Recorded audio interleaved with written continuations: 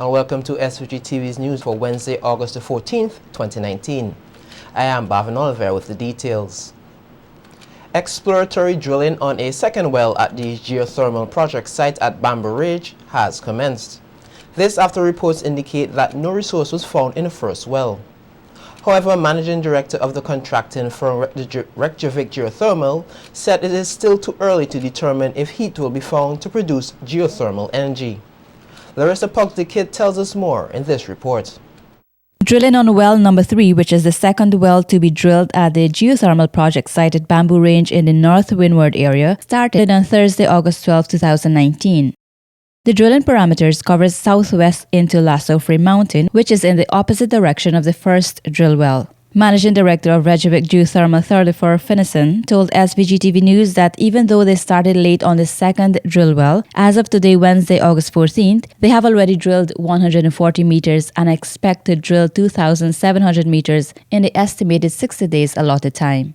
Finneson said while drilling on the first well was successful, no resource was found, but they have not yet given up on well 1 totally. The first well was a success, but also we did not find what we wanted. We found heat, but we did not find the permeability we were looking for. So this is something we have evaluated and will try to get in well number 2 we drill. And possibly, if we are lucky in well 2, we will come back on well 1 and try to fix that, so we get some permeability. But this is exploration. We don't know exactly what's down there, so this is normal for the first well drilled on the island. Okay. We are learning. Finneson explained that there were delays due to unexpected stability while drilling the first well. The well was not stable when we were drilling down at 1900 meter. We drilled through that all to the bottom of 2,700 meters, but we had problems to clean the well because it was always falling some silt and sand into the well and blocking. So that was our problem there. And we possibly go back to that well with a different equipment, so we can go all the way with the casings all the way down to 2.7 kilometers. We will see what happens. The exploratory drilling is the first phase of the geothermal project. There are 3 wells to be drilled. Well number 2 is the middle well, but was left for last. Number 2 is in between them on the drill pad, and we will drill initial depth before we go in the deviation. We will drill that deeper. So that's why we drilled it in this sequence, to just do not disturb the 2 wells we are drilling first. If we will successful with well number 2, we will drill well number 3, which goes directly under Sufrir. Finneson noted that it is still too early to determine the outcome of the drilling process. Revise it every day, and after well number 2 now we drill. If we are not successful, we have to sit down and see what's happening. So if we don't find the heat or permeability to be able to produce power, we will of course have to revise our ideas and see what happens. We don't know yet, too early. We have a program to run and we have a decision plans and so we have to drill the second well to be able to decide what we do the next. This year, Minister of Finance Camilo Gonzalez announced that $24.6 million was budgeted to further carry out works on the geothermal plant. However, the drilling phase is being funded using a contingency fund of $15.5 million.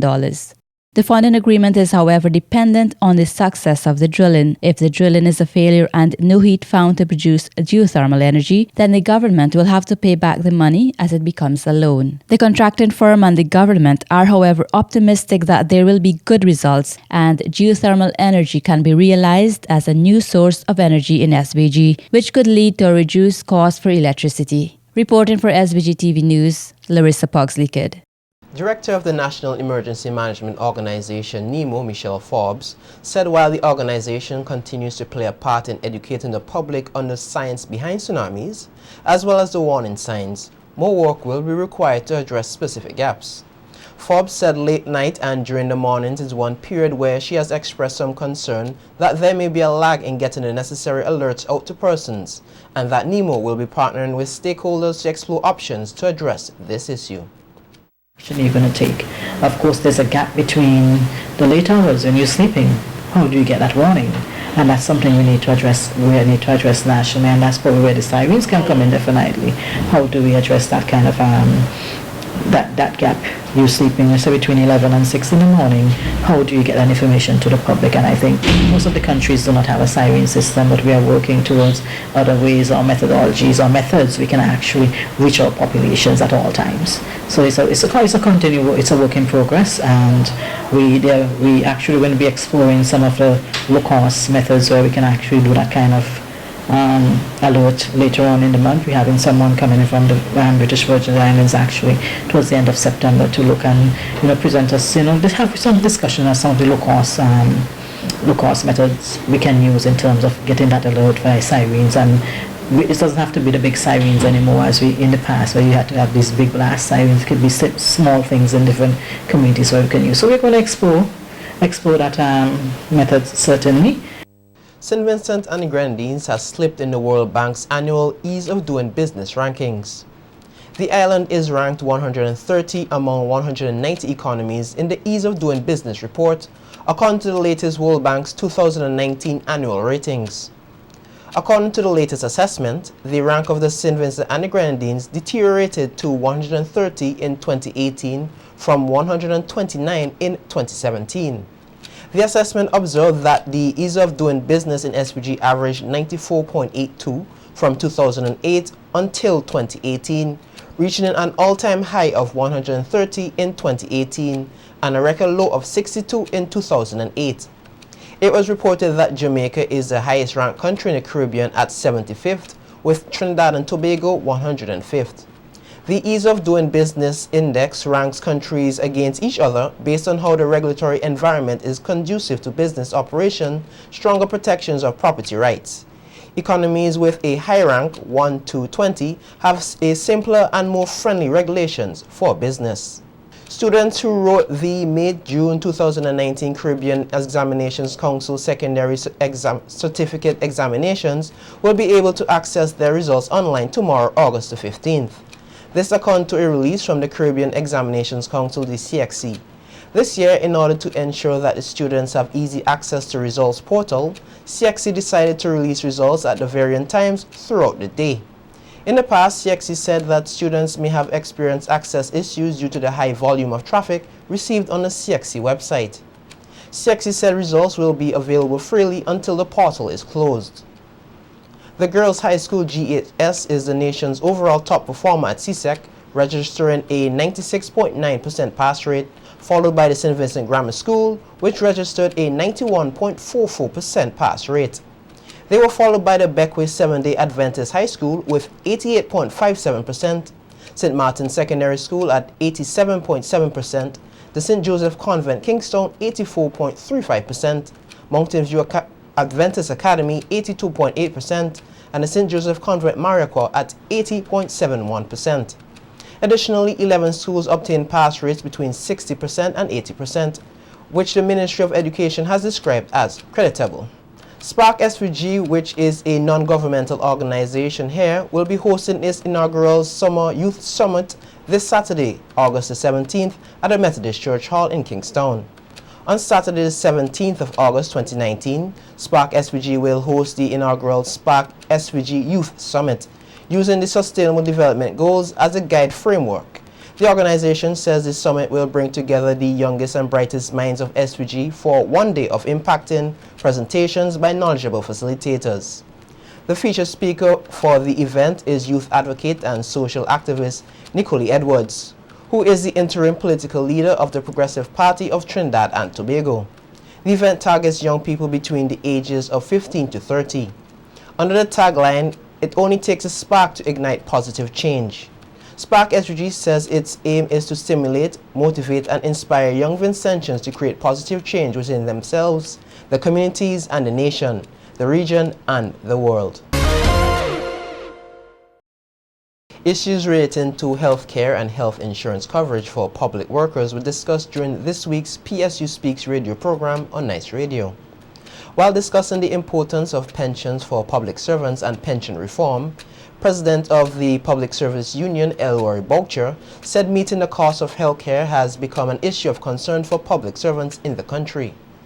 Boucher said while the union has been providing assistance to public servants, it is inadequate. Workers and age isn't, it can't be discriminated by age, because whether you are young, older, or what, it has been affecting you.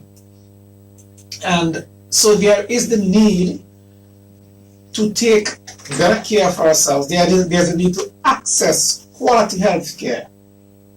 But sadly so, the cost in some cases is quite prohibitive. And even we as a union cannot even meet some of the requested needs of workers. We have a particular service that we offer, which is a refund back for, let's say, doctor's visits, and the maximum amount is $75. And that alone, the number of persons who would submit claims for that alone, is just amazing. And it tells us that people are grappling daily with the cost of health care. Boucher said the solution is a health insurance package to help offset the cost of health care and to ensure public servants get access to quality health care. So this health insurance that we are pushing is one way we see of addressing this issue of the cost of health care. And I mean, I'm not even going to talk about the package that is being offered, but just simply to say, important to workers, because workers need some sort of coverage for their health, some sort of coverage. We know what happens in the country, we know what the cry is, we know what the fear is, and we are trying to meet that particular need so that persons can access quality health care if it is not being offered here, and they have to go abroad, or if they have to go private. It is important that they have some insurance policy that guarantee that they can access that particular health care. And the Public Service Union on Tuesday awarded 24 scholarships to its members' children, amounting to just over 29,000 EC dollars. 5 of the scholarships were awarded to children who will be entering secondary school, and the remaining 19 were distributed to students in Forms 2, 3, 4, and 5. In addition, bursaries were also awarded to some 11 students. President of the PSU, Elroy Boucher, highlighted the importance of education and the need to assist parents financially, which he said is their way of promoting education among the disadvantaged. To send a child to school, it is our duty and our mandate to assist where we can. It is our hope that we can increase in numbers with respect to those disadvantaged scholarships, because there's a lot of people, from what we have experienced, who experience difficulty in sending their children to school. And so as time goes on, as a union, we have to look at different ways in which we can assist those kids. Boucher said these scholarships and bursaries is one of the initiatives undertaken by the union to ensure it fulfills its mandate. We are not a credit union. We are not a business organization, but I guarantee you, what we have been doing is even more than what some of those financial institutions have been doing. And it is a mark of the commitment of the union to you, the members, and to your members and to your children. That's how we demonstrate that commitment. Education is extremely important, and your children are the children of the future. A former PSU scholarship awardee, Tishan Drayton-Nero, expressed gratitude for the support received to complete her secondary and tertiary education. Now a teacher of 8 years, Drayton-Nero encouraged students to make use of the opportunities afforded to them. I have seen too many students stray down a path that is not a desirable one. So please stay focused. Parents, remember that charity begins at home. Passing the CPE exam is the first major step. Receiving the scholarship or bursar from PSU, well, that is the second major accomplishment. Congratulations, give yourself a clap. However, remember that it doesn't stop there. Parents, you must play an integral role in your students' work. If you think you aren't well educated or not well versed on a subject, ask a neighbor, an older brother or sister. Ask a teacher for extra classes. Find someone who is able to assist. These children that the Lord has put in our care are still tender and need to be guided. Come September, hundreds of the nation's children will be entering secondary school. Some of these students are scholarship recipients.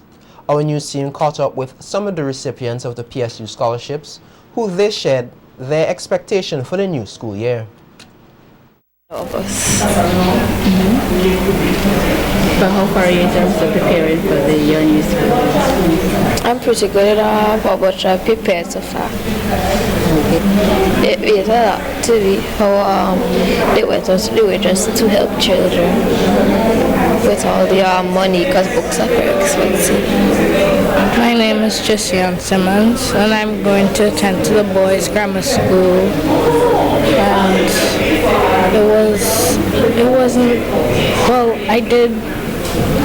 it was hard for me to prepare sometimes, but I knew that it would all be worth it when I go to grammar school because I know that I'm okay right now. I have gotten everything except maybe the clothes, but other than that, I've gotten everything so far.